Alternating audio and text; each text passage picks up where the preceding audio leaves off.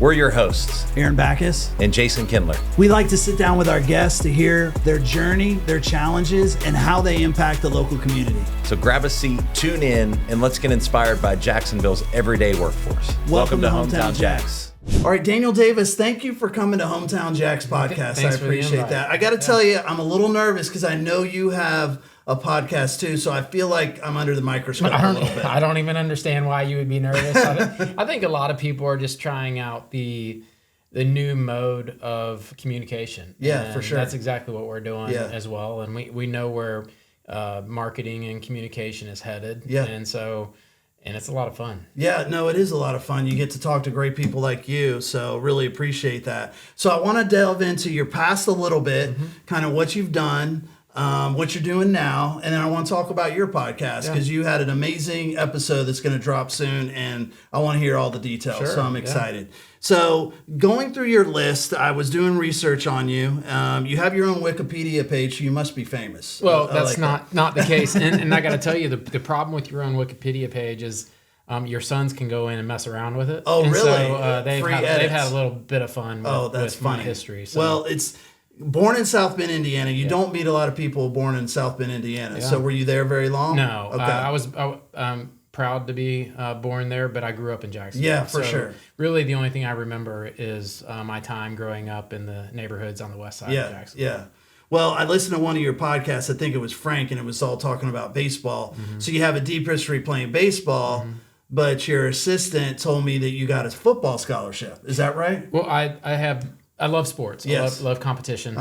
So that was something that I was heavily involved with as a kid growing up. I was the kid that my mom dropped me off on Saturday mornings, and if my game was at 3:00 in the afternoon, I would just stay at the ballpark all day. And so those were some really, really fun memories of mine. I do love the beautiful game of football. Yes. But baseball is my first love. Interesting. Yeah. Interesting. Because in that podcast is what Frank was doing about resurrecting that field, and then you guys were talking kind of the area rivalries back in the day with Little League. That's pretty cool. Yeah, it's a fun thing to remember. Right. So Maranatha Baptist, that's where you played? Yeah, I played football in high school. I played my freshman year of junior college baseball. Okay. And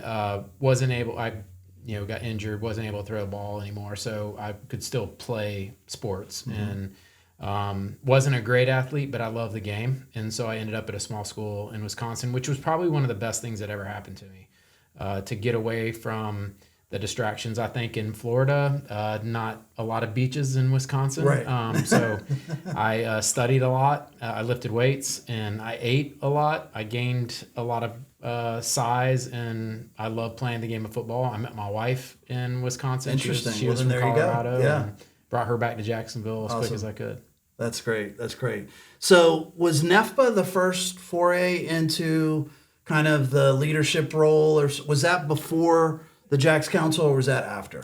So I worked briefly for the chief judge of the Fourth Judicial Circuit here in Jacksonville. So you came right out of college and did Yes. that? Okay. And I had the opportunity to meet a lot of people that were leaders in the community through that time spending with Judge Don Moran.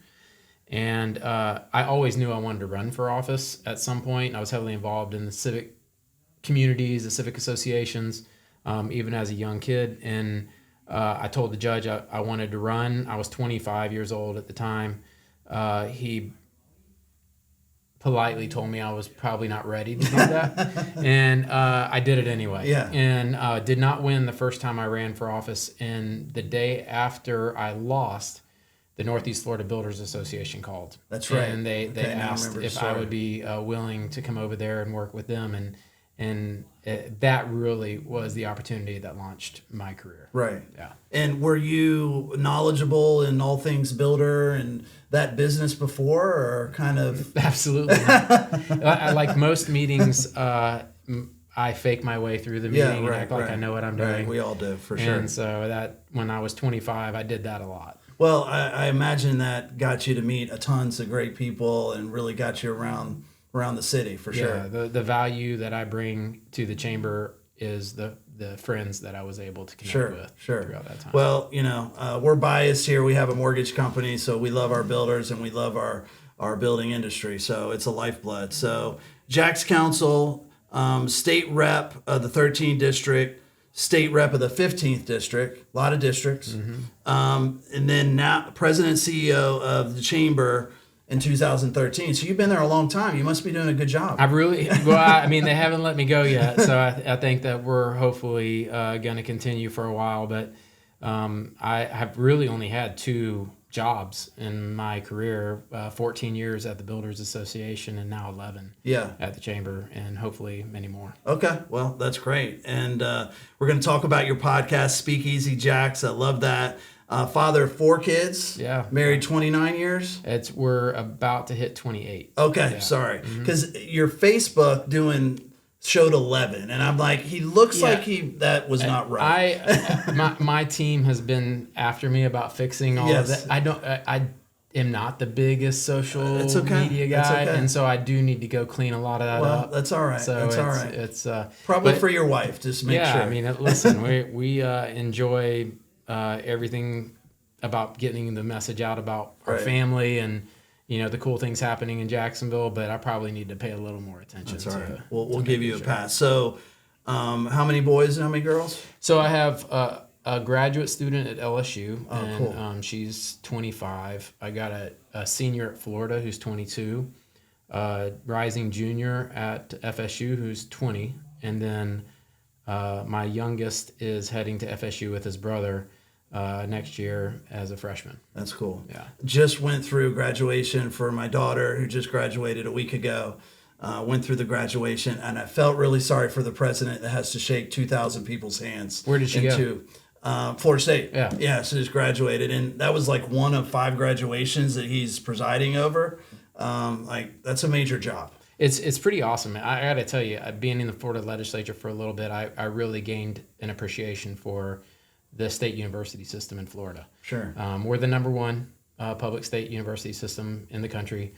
Everybody wants to be a part of what we have. And for our children in this community to be able to go to a state school that is not $65,000, $70,000 a year. Like my kids all got 100% bright futures. I've never paid tuition, and I get to be a part of some of the best. And I love Florida State. I absolutely love it.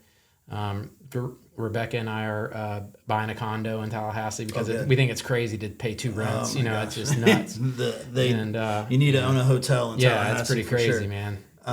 But no, she's had a great time. My wife went there. I actually went to Auburn, but she was in the same sorority as had an absolute great time, and she's going to graduate school at UF starting next year. That's a big deal. Let me tell you something. Any kid in the state of Florida that is accepted to the University of Florida, they need to understand what a special situation they are going to be a part of, because it's widely regarded as the best university in the country, and it's very, very difficult to get into UF. So kudos to you and your daughter. Well, thank you. It's all her. Didn't have anything to do with me. I went to Auburn, man. The standard was low. I'm glad my wife was really smart, because fortunately my kids got those brains. Right, for sure. Ditto for me. So you grew up in Jacksonville, went from Wisconsin. Don't even remember Wisconsin, or in Indiana. I'm sorry, and then grew up in Jacksonville. So you're a Jacksonville guy. Basically, since day one. This is my life. Hopefully, God willing, I'll grow up here, live here, and die here in Jacksonville, Florida. That's a great place, and it's getting better. Did you know, do you remember the moment you wanted to get in politics when you were a kid? Was it always a thing, or you like I saw that guy, that sounds like something I want to do? Yeah, I actually do. It's a little weird. I was at an event with Mayor Jake Godbold speaking. Okay. And I heard him speak. What was your age? If I remember correctly, it was probably around 10 or 11. Okay. And I remember getting in the car and saying, I'm going to run for office. That's awesome. And most everybody just pat you on the head and tell you good luck and great. It's a great idea. But I was serious, and I basically lived my entire life preparing to serve Jacksonville one way or the other. Right. So that's pretty neat that you know that. It's so many people that I interview. I like to know when they had that light bulb moment, and A lot of people have it very early, so that's awesome. You knew exactly what was and doing. it's okay if kids don't know for sure, Right. because you work hard where you are. You are going to be successful. Work harder than everybody else around you, and you're going to find yourself advancing. And it's not necessarily that you have to be on mission since you were 10 years old. It doesn't mean you're going to be successful or not, but in my case, I kind of just knew. Right. Well, that's awesome. And I want to get into that too. That's how I'm going to wrap up, because I really feel like you have a lot of knowledge based on what you've seen. You've seen a lot of success, business, all of this. Like, I really want to pick your brain there. So, President of JAX Chamber seems like a really cool job. Like, I was doing my research on you and I'm like, man, what a cool job to go around and talk about Jacksonville. I mean, that's literally your job, right? To go around, promote, tell everybody what's great about what's going on here. I smile every day on the way into the office because I absolutely adore my job, and it's something that fits me perfectly. I love my city. I grew up here. My whole life has been about Jacksonville and making it better. And now I literally get paid to pitch my city all over the world. Like, it's crazy that I was in the White House a couple weeks ago, interviewing one of my friends. And part of our discussion is always, oh, you got a really cool job now. But everybody had that one job that they remember that was the worst job that they ever had, that they hated. And so that's one of the questions we ask. And I said, Susie, you literally have the best job in the world. And she goes, oh, you're right. I do. It's like, I've had a chance to have a bunch of really cool people on the podcast that I would kill to have half of their job. I mean, it's really cool stuff, like Mark Brunell and the quarterback's room in Detroit, or Mark Lamping, running the Jaguars, or John Payton running Gate Petroleum. So many cool people in Jacksonville that have great jobs. But I think Susie wins the contest. She skyrocketed up there. It's for crazy, sure. yeah. So let's talk about how that looks, being the president of the chamber, and like, are you literally getting calls all the time from people all around the country, all around the world, like, hey, talk to me about Jax? Is that kind of how it works? Or are you proactively searching, like, who do I need to call today? How does it work? How does your day look? It's both. We have a team at the chamber, and it's called JAX USA Partnership. It's what most communities describe as an economic development organization, and the sole purpose of the EDO, or Economic Development Organization, is to attract new companies, new jobs to our community. Because as you know, in the mortgage business, the way you grow is we bring more people here with money that are moving from New Jersey, and they, sell a 3.2 for $800,000, and they come down here and they're like, are you kidding me? I can buy this for $500 and have a backyard. And that's what fuels the economy.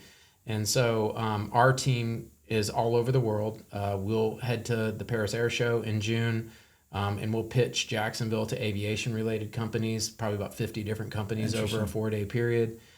During the London trip in October, we'll pitch fintech companies that realize Jacksonville and London have a lot of connections with financial services, and it's a pretty cool gig. Now, we'll also get phone calls. Like when Dun & Bradstreet was looking, I received a phone call. It was about 2 years before we made the announcement about Dun & Bradstreet moving to Jacksonville. So that was just a little bit longer of a process. Sometimes they're very, very quick. Right now we're dealing with major advanced manufacturers that are looking to move here, probably make announcements later this year. And those are much quicker than a 2-year courting situation. Sure. But we take them anyway. They'll contact us. We'll go out and find them.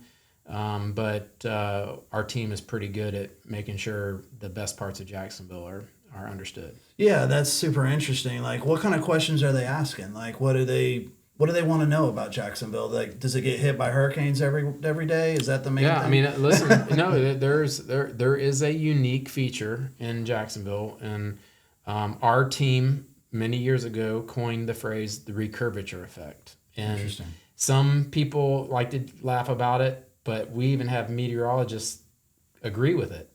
That because of the inward shape we're the most western part of the East Coast, When you have hurricanes in the Atlantic, they tend to veer and go towards South Carolina, North Carolina.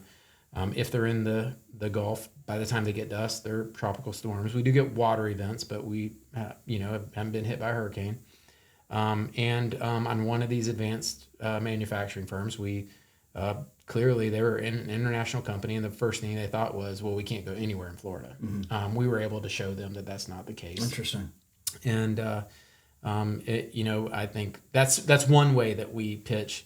But most companies are looking for talented workforce, and we have a team that's focused on creating talent, K through 12, and attracting the best talent from the university systems around, and then growing a skilled workforce by VOTEC training or apprenticeship programs like the Builders Association has. So we have got to continue providing that crop of talent so we can continue bringing those companies to town. That's the number one thing they're looking for. Talent. Interesting. So when you're selling talent, I'm assuming you're talking about the universities like we talked about before, like the proximity and people coming back to Jacksonville, and we've got several in Jacksonville. Is that kind of the talking point with them? I'm like, yeah, we've got the talent coming out. Yeah, and you also have to understand we have over 100,000 military professionals that are serving in our community. Great point. They our numbers are rough, but about 3,000 a year finish their duty to our country, and we're able to keep about 80 to 85% of them here in Jacksonville, and that's the perfect candidate for a manufacturer. Right. That you're coming out of an organization that knows how to show up on time, to work hard, be skilled at what you do, and those folks don't want to leave Jacksonville when they've finished serving. So it's a really good selling point for us to be able to plug that military professional. I didn't even think about that. What a great point. That's amazing. So primary mission at JAX Chamber is what? Like to get companies moving here, or what's your primary focus? Well, if you think about, so there's 3,000 members of the JAX Chamber, and from small mom and pops to Fortune 500 companies. And by the way, I think Joe Henricks is the CEO of CSX. He was on the pod earlier. I think you'll really like to hear what he has to say about Jacksonville and what it means to his organization. But we have every business almost in Jacksonville a part of our organization. And the job of the chamber is to create a fertile environment, much like when we were at the Builders Association, get government out of the way, let builders go to work so you can go sell. And it's the same thing here on a much bigger scale about creating fertile environments for healthcare workers, for biotech industries, for fintech industries, for logistics companies to grow their companies here and keep government out of their way, and just let them connect with other people so they can grow their business. So you couple that with growing local businesses to our economic development organization, bringing corporate headquarters here, it just fuels the fire, and I think both of those work really, really well. Yeah, no, that's a great point, because healthcare is obviously one of the big positives of Jacksonville. Tons of great resources with that. It's like, listen, there may be one or two other communities that have what we have from a healthcare standpoint. The CEOs of the major healthcare organizations are all members of the chamber on my board. From Mayo to MD Anderson to Baptist to Wolfson, Ascension, HCA, UF Health.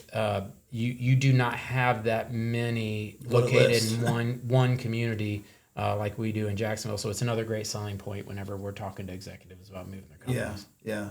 What are some things you see for Jacksonville in the next several years? Like what are some changes coming? Like what are some big things that pop into your mind? I'm assuming, down by the stadium, the redevelopment, everybody's so excited about that. Yeah, you can't have a great city without a great downtown. I think that the young talent that we're trying to attract want to live in an urban environment. They don't want to live in suburbs.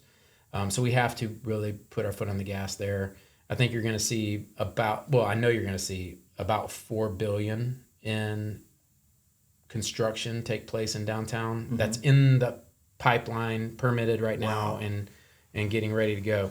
With UF moving a campus to downtown, that's going to be another big shot in the arm. Right. I mean, shot with the luxury hotel. I met with another luxury hotel flag 2 weeks ago. Very, very interested in a spot in downtown. All of those elements, I think, are what we'll probably see the biggest change in Jacksonville is to create that environment that attracts that young talent and makes people that live out the beach say, well, why don't we go downtown tonight? For sure. Right now, it's fledgling, fits and starts, beautiful natural resources. Of course. But we've got to get that entertainment and retail that we're seeing in other communities take off. Does it have a direct effect on how the Jaguars are playing? Like how fast that moves, or not really? No. No. I mean, I think that we all want the Jags to win, but that stuff's happening whether the Jags win or not. But what we have seen, and we're taking our leadership trip to Kansas City this year, winning football teams change the face of a community. Sure. So I don't think if the Jaguars win – see the right way to say this. If the Jaguars don't win, we're still going to see momentum. Sure. If they start winning, which I think I'm eternal optimist on that one. Of course. I think it throws fuel on the fire and really, really speeds up that process. And the new stadium, I mean, that's spectacular. Yeah, it's going to be super cool. I mean, how long is that going to take to build? 3 years. Okay. Yeah. So looks like a couple years we'll be able to do partial attendance at the stadium. And then the last year they'll probably split between Orlando and London. And Gainesville's going to be under construction too, so they probably won't be it. That had to be a huge accomplishment for, I'm assuming your team was involved in that, getting that done or kind of spurring it along. I give number one, Shad Khan. Yes. The top big thanks. But Mayor Deegan and Mark Lamping, the president of the Jags, worked very, very hard with City Council to make it a very, very smooth process. When you see in other communities wailing and gnashing of teeth, failing stadium, teams thinking about, I got to go to a stadium that has the NFL standards built in. We are not there right now, and I think everybody realized we can't take a chance of the Jags going somewhere else. Definitely not. So. I was so happy to see that. What speaking of Jacksonville, I know you've seen so many things growing. What are your favorite events in Jacksonville? What do you look forward to every year? I mean, I'm assuming the players. Like, what are some other things that you really like? That's a great question. I love jumbo shrimp. Yeah. What Ken Babby's done with the stadium down there is truly incredible. And he's one of the greatest marketing minds I've ever had a chance to come across. They've done such a great job with connecting with the family. Yeah. You know? And a reasonable price. Right. Exactly. But he's coming up with these other options, more luxury options that you would see at an NFL stadium. Okay. At the Jumbo Shrimp Stadium as well. And so I'm pretty excited about seeing how he can meet the needs of a lot of people. Mm-hmm. I would say, obviously, the Jags games are something that I love. The players is a great opportunity for us to showcase Jacksonville to folks that are looking to move their companies here. Mm-hmm. Honestly, I just love the people of Jacksonville. And anytime we have even a small event, I love being a part of it. Yeah, yeah. It feels like the people of Jacksonville really give back a lot. I've noticed that doing my podcast, some of the amazing charities that are going on. Like, I'm sure you've heard of Rethreaded. Oh, yeah. Like, we had Kristen Keene on the pod. I mean, incredible story. She's great, yeah. So there's so many cool things about that. I moved from up north down here, and there's just so much variety, you know, from the beach to downtown to Riverside, to San Marco. I think that's what just makes it really cool. It really is. I mean, this is another thing that if you watch the Susie podcast, I asked her what she loved about Jacksonville, and it was the people by far. Yeah. The community and the amount of big job wins that we've had just because the CEOs couldn't get over the fact that the community is really... They really do pull the rope in the same direction. Competitors will work with each other to show other competitors why they should move to Jacksonville. It's really this weird, opportunity that people dynamic. It really is that they love the city so much they want everybody else to enjoy it, and they want to see Jacksonville continue. Southern city in It Florida. is. It really is. Do you have your counterparts from other big cities calling you? Like, what are you guys doing so well there? Like, how can I copy that? Yeah, I mean, I think that we're seen as the best when it comes to showcasing a community. I will only be okay with excellence at the Chamber. We were the same way when I was at the Builders, and I think it sends the right message when you have somebody looking to move here, understanding that you are serious about why they should be here.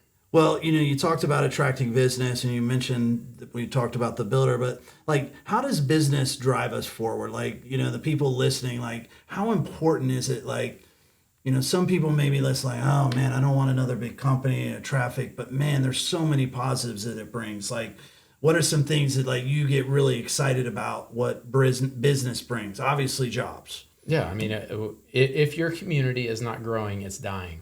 Okay. If people say, I don't want to see more companies come here, that means people are going to move somewhere else that's growing, because that's the only way the economy continues to move. So we have got to continue to grow. That means we need to have the right infrastructure in place, and there are all sorts of things that we are punching way above our weight to make sure the right roadways are in place, the right infrastructure is in place. So I feel like we're doing a really good job keeping up with that.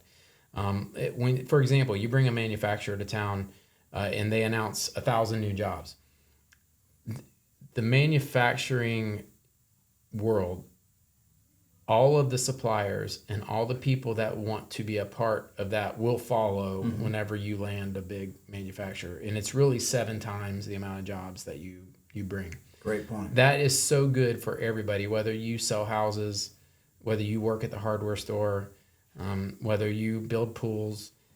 It doesn't matter as long as we keep fueling the economy and creating opportunities for people to spend money. Right. And what I've seen around the country is mass migration take place. You do not want to be in a place where the job creators and taxpayers are moving away. Right. You want to be in the place where they're all coming to, because that's just going to make your opportunity to thrive even better. Oh, absolutely. What a great point. If you're not growing, you're dying. Because, I think some people would say, man, I mean, are we good? Like, well, no, you're never good. I mean, you got to keep moving the needle, growing, advancement, jobs, and all of that. What a great point. Want to get your podcast really quick, but what's your quick sales pitch of Jacksonville? Like, hey, elevator speech. You just got the president of, Tim Cook in the elevator for 30 seconds. What would you tell him? I would hopefully talk to one of these CEOs from the Midwest in January and tell them that I'm getting ready to tee up at 1 p.m. on Friday. And we also have the second hottest economy in the United States of America, according to Wall Street Journal. Last year. Now, Salt Lake City was number 1. Interesting. We're number 2. So you can literally say Jacksonville is the hottest economy on the East Coast. Yeah, good point. We have an unbelievable talent of folks that can fill the jobs that you bring. And instead of sitting on a train for an hour trying to get into the city, you can go surf in the morning before you head into the office. Yeah. Not a bad pitch. Not a bad pitch. Boy, you hit it on the head right there. Got to the floor. I'm ready to sign. We're good. Let's talk about your podcast, because I absolutely love it. You've got superstar power on there. We're looking up to what you guys are created. So I don't know much about TJ. I was reading up about him. So I'm assuming you guys are just longtime friends. Yeah. He's a buddy that is working at the Chamber right now on behalf of Florida Blue, and is doing an incredible job. We grew up together, played football together. And when we started talking, I was actually invited on a podcast about a year and a half ago. First time I'd ever been on one, and I had so much fun. And I was like, wow, that was really fun. And the time went by so dang fast. And so I walked in my office, went into the chief operating officer's office, and our marketing person was there. And I said, hey, what if we started a podcast? And this was probably 6 months ago. And they were like, are you serious? I said, I think I am. I think there's a new way to get the message of the Chamber out. And so we launched it, man. And not knowing if it's going to be any good or not, it's like, hey, 100%. I don't want to do things and be safe. I want to always be on the edge, and I want to try new things. And we'll see if it plays out. It's kind of entertaining right now, and I think it's a good way for us to get our message about Jacksonville. Completely entertaining. Is it connected with the chamber, or are you and TJ doing it on your own? Everything I do is connected with the chamber, but we didn't want to make it chambery, right? Because chambers sometimes can have the notation of being stale, right, for sure. Just a bunch of old people that work down at the skyscrapers in downtown. How'd you come up with the name Speakeasy Jax? We wanted to have fun. And it's kind of like if we were catching up at happy hour and having a drink and we just let everybody else in on our conversation, would that be fun? And if you added, Joe Hendricks or, Ken Babby or, John Payton, I think that could be interesting for people to hear their story. And then if you end up with the Chief of Staff of the United States in the White House, that would be pretty cool. And that's an understatement. Yeah. Are you the one that's generally responsible for going to get the guests? Like you make the call, you have the connections kind of thing? I mean, they were my friends. Yeah. And, I think I've been very grateful for the ones that have participated because they're giving up an hour of very, very important time. They are talking about Jax, and they love their city, and they see why we're doing it, and we'll see where it goes. Well, it's interesting that how many sports football players end up coming here and then don't leave. I listened to your episode with Mark Brunell. It was so interesting to hear him grow up on the West Coast, and then they end up coming here, and they're still here, but he's up there. That happens all the time. And the other thing that happens is executives get moved to Jacksonville, and then their company needs them to move somewhere else, and they leave the company before they'll leave Jacksonville. Right. And so it truly is a normal thing that once people get here, they don't ever want to leave. It is a normal thing. I mean, we finance homes, and you don't see many people selling their home and moving north. Yeah. It's definitely way the other way. Yeah. Just like I said, you had some star power. I mean, episodes that you've released so far, Tabitha Furick, John Payton. She was so much fun. Tabitha's awesome. I mean, I don't know her, but obviously everybody knows the charity work she does. Yeah. It's pretty incredible. Yeah. And the stories that she told about how she met and the jobs that she had and Jim's path on the tour. I mean, it was just super, super cool. Oh, absolutely. Yeah. Frank Frangie, Mark Brunell, Ari Jollies, am I pronouncing that right? And then Mark Lampling. I listened to Frank Frangie. I did some advertising with him many years ago, so I'm bothering him to come on the podcast. Mm-hmm. Frank's amazing. What a good dude. He's just like salt of the earth. He's Jacksonville through and through. I know. And he is the perfect example of, a kid that grew up in a modest environment, never had central heat and air in his house when he was growing up. The stories that he tells on the podcast are pretty amazing. To see his success, and I mean, you could call him one of the godfathers of talk radio. Oh, for sure. It's pretty incredible. Yeah. So I can't wait to have him on. But yeah, check that out. It's an amazing podcast. I really like that. It's Speakeasy Jax, if everybody doesn't know. Speakeasy Jax. And Yeah, it's on Facebook. It's on every platform that, Mm-hmm. Spotify, Apple, YouTube, anything you'd want to watch. Oh, absolutely. Yeah. And you guys go on location. I noticed that's kind of your thing. Yeah. We have, most of them have been on site at Manifest Distilling downtown. Okay. But we've shot 15 episodes, and probably 5 or 6 of them have been on site. The Ken Babby's super cool because we did that in center field at the stadium. So it's a pretty cool look. Yeah, I would say so. Kind of wrapping up, I feel like that you've really seen a lot. You've seen what works and what doesn't work from your perspective on your experiences, but the amount of perspectives you have of other companies, of other individuals, like you're seeing the stories of what's working. So I want to hit some things like on some advice. So number one, someone wants to get into politics. What would you say? Make sure that your family understands what you're getting into. If you have the fire in the belly, nobody can talk you out of it. Serve for the right reasons. I've seen people serve that could care less what title they have next to their name. And I've seen people that serve that's the only thing they care about is having a title next to their name. And I don't want the people representing me that have to hold on to that title because it gives them some type of fulfillment. It's interesting. Yeah. You mentioned the word serve several times. So Yeah. that I would think is the basis of getting into politics. It's brutal. Yeah. I mean, it's a brutal full contact sport. Yeah, yeah. And just make sure your family understands what you're getting into. Very good, very good. Starting a business. I mean, you're dealing with businesses coming here. I'm assuming you're dealing with new entrepreneurs all of the time. Like, what are some of the things you've seen that work well and maybe not work so well? Yeah, we have a program called JAX Bridges at the Chamber that helps entrepreneurs and innovators understand a business model and how that works to make sure that you're not going to be out of business in 6 months. You may be really good at what you do, but you got to make sure you're charging the right amount, or that you're understanding where your dollars are going.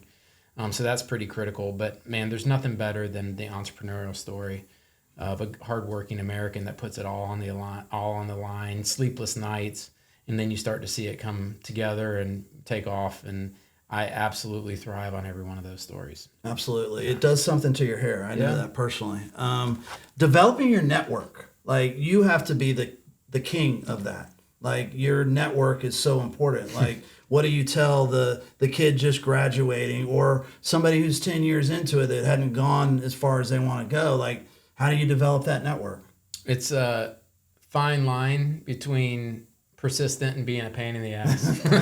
For sure. So it's something that I have worked very hard to build my friends. I don't burn bridges. Every once in a while, a relationship can't continue. I understand that's a human condition.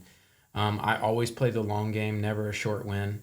I want to have in your business a customer for life, not a one-hit wonder. Mm-hmm. And I have tried to play the long game my entire career on how does this affect me 10 years down the road. I could get a quick win today, but would it help me 10 years down the road? And so far, that philosophy is paying off. Wow, that's really, I listen to a lot of business podcasts, and like, it is, that theme comes up all the time, the long game. Mm-hmm. Like your goals seem so big, but if you had 10 years to do it, would you be able to do it? Like, yeah. You can accomplish most anything. Yeah. Super interesting. Play the long game. This is a big one. All right. AI, everything else, dealing with change. Mm-hmm. Like, you see change all the time. You see businesses dealing with change. What is your advice for people dealing with change in business, and how do you succeed? Well, it's like, we're a nonprofit at the Chamber, but we are a business at the same time. And we don't do anything that loses money without a plan to make money off of it. And if we have a stale program that people are getting tired of, we jettison that so fast because we want to be on the cutting edge. We are working right now to be the first chamber to offer AI training to executives, because there's a lot of executives out there that really don't know what's coming. And we think that we can provide a real service to our members and to the citizens of Jacksonville. We're always changing our programming to be fresh. And we're seeing the benefits of that because there's lots of people that want to join and be a part of something that's new and fresh. So, absolutely. So we always change, always try to stay ahead of the game. We're talking about AI, and it's definitely the talk of the town, talk of the world. Like, the pace of change with that is just rapid. I don't even think we can conceptualize where it's going. We've started implementing it in our business, and I just think you have to grasp it, you know? Yeah, I mean, I think it takes the talent that you have, and it magnifies and multiplies the talent you have. It's not going to replace the talent that you have, and so people need to make sure that we understand that. There would be some exceptions with manufacturing and things along those lines, but I think your business is always going to be a people business. Now, how do you take AI and make your hour project 5 minutes? Exactly. So you can do a lot more. Yeah, we're doing that. Well, this was amazing, Daniel. So tell everybody how they get involved with the chamber. So pretty easy to find. JAXChamber.com. We want small business to be a part of it. We want large businesses to be a part of it. I love the real estate and construction industry. It's where I started. That's where I learned how business works in Jacksonville and how important it is to our economy. But now we get to do that across all industries, and I absolutely love the people I get to work with. I love Jacksonville, love the small businesses I get to help along the way. And if you're looking for help when it comes to small business or networking, and JAX Chamber is the place to be. Everybody knows it. Yeah, for sure. Well, this is great. I wish you absolute great luck in the podcast. We'll be following along on your footsteps and really appreciate the time. I know you're a busy guy, so thank you very much. Thank you. I appreciate it. Good luck to you too. The Hometown Jax podcast is recorded and produced by First Coast Mortgage Funding, located in the heart of Jacksonville. Do you want to be our next guest? Visit our website at hometownjaxpodcast.com. We can't wait to hear your story.